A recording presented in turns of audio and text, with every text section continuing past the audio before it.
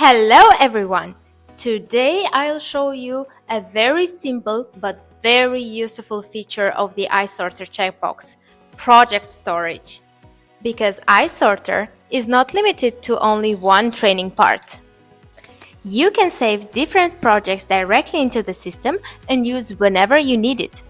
For this, you just simply go to the settings of the EyeSorter Checkbox, go to the project selection, and choose between the projects which were trained before. Now you press the project which you want to work with, and you're ready to go for the sorting process. This feature makes it easy to switch to different parts without starting the training process again.